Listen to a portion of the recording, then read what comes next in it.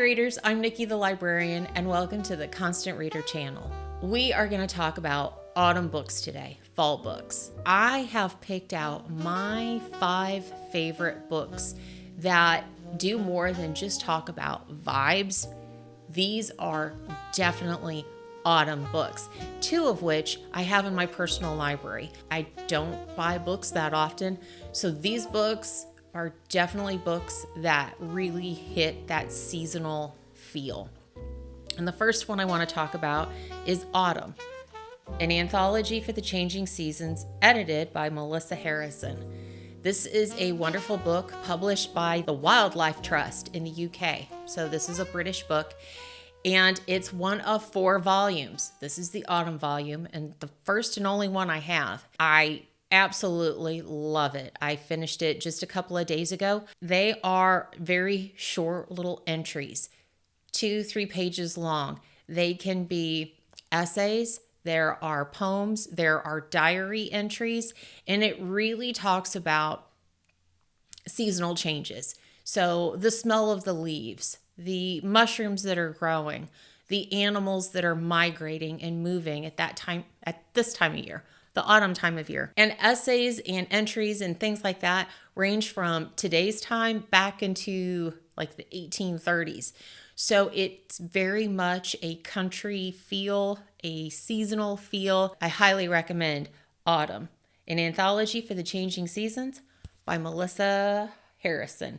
And it's got a cute cover that I don't know if you can see that, but it's shiny. That's kind of cool. Wicked Autumn by M.G. Mallet is a wonderful book in the first Max Tutor series. It is main character, Max. He is a vicar in Nethersfield Monk, which is the epitome of cozy English mystery names. And there has been a murder of one of his parishioners. They think because she died of an allergic reaction, but they think that it was probably on purpose because Wanda Batten Smythe, great name for an English murder mystery. She was a terrible person. Everybody hated working with her, and she's in charge of the Autumn Fete, which I think is just like an autumn fair. She was awful. Nobody really misses that she's gone. Well, the interesting thing about Max Tutor is in a previous life, like say 20 years ago, he was not working for the church.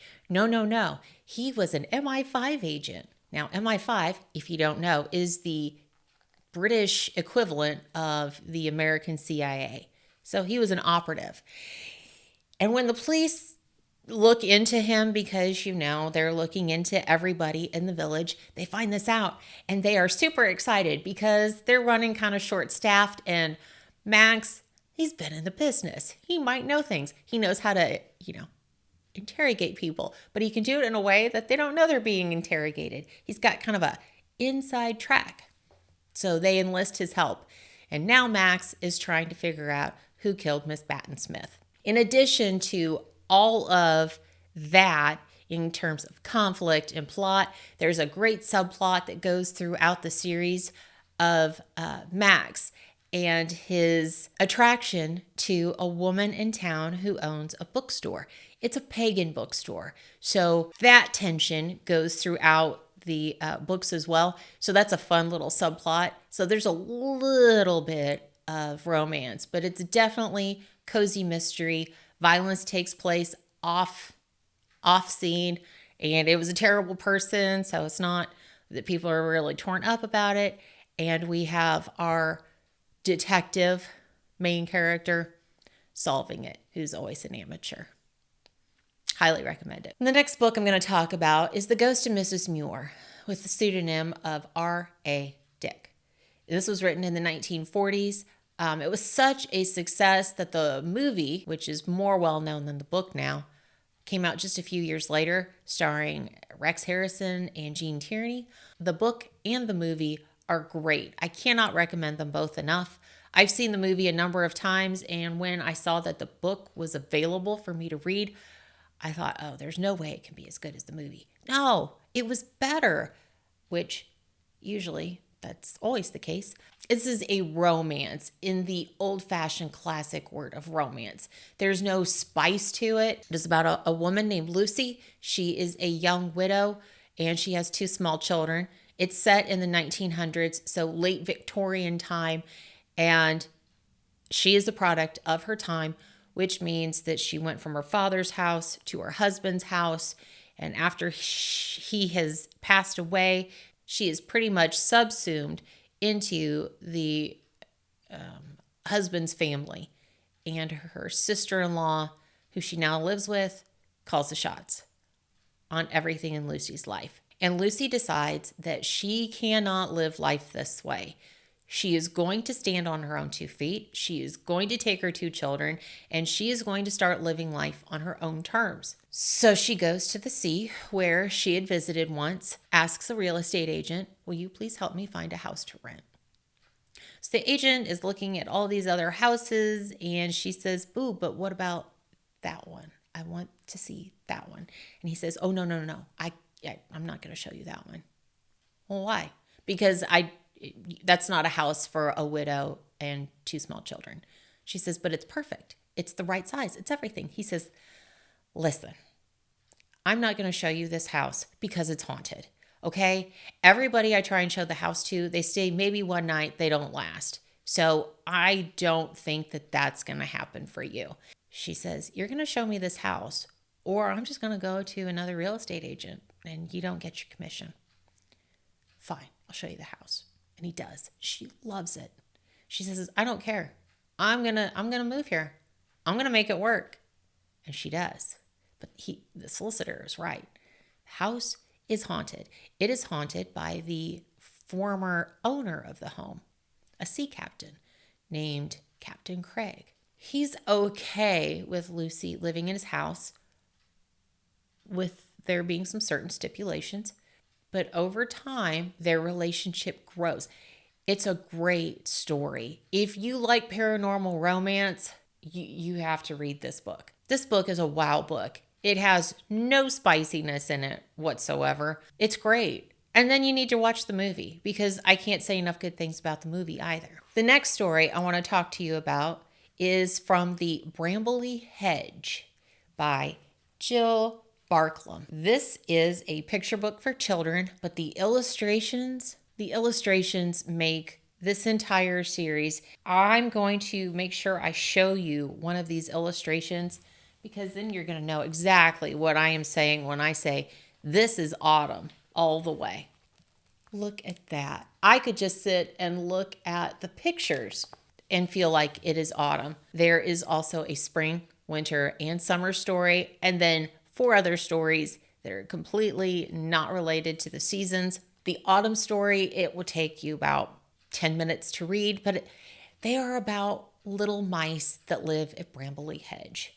And it is a whole little town, a whole little village that lives in this hawthorn tree. And it is cozy, loving, warm.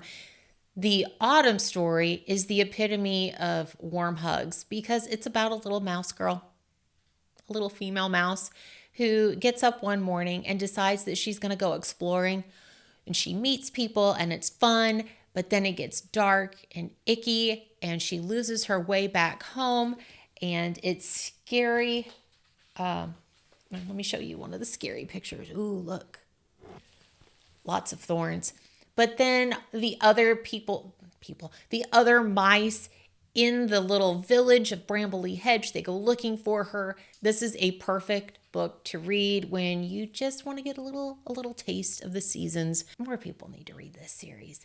The next book I'm going to talk about is The City Baker's Guide to Country Living by Louise Miller. If Gilmore Girls and the Hallmark Channel went together on a project, this project would be this book. It is taking place from late August up until February. So it's right there in the middle of all of that autumny goodness in Vermont. So there's lots of maple syrup. There's lots of leaves changing colors. And it is about Olivia, whose life is a complete mess in the city. She's had a bad breakup with a boyfriend. She accidentally set fire to her place of employment, and now she's decided to go visit her best friend who lives out in the country in a small town in Vermont while she tries to figure out what her next steps should be. And while she's there, she becomes a part of this quirky small town.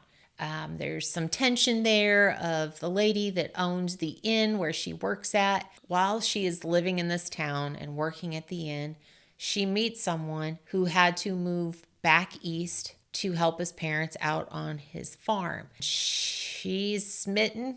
He's smitten, but of course, love is never easy. So this is just a fun read if you really like that time of year when it's colder. Of course, there's some sugar maple cook-off that's going to happen in there somewhere because it's Vermont. This book is just fun. Just fun escapism, and it hits all of the right notes for this time of year. So there it is. My 5 book recommendations for the months of September, October, and November. Tell me down below what other books that I should read next to get that autumnal vibe. If today's book spoke to you, be sure to pick a copy up at your local independent bookstore, or of course, check them out at your public library. Be sure to hit the like and subscribe button if you haven't done so already, and I'll be back again with another episode in a week or two. Happy reading, everyone. See you next time.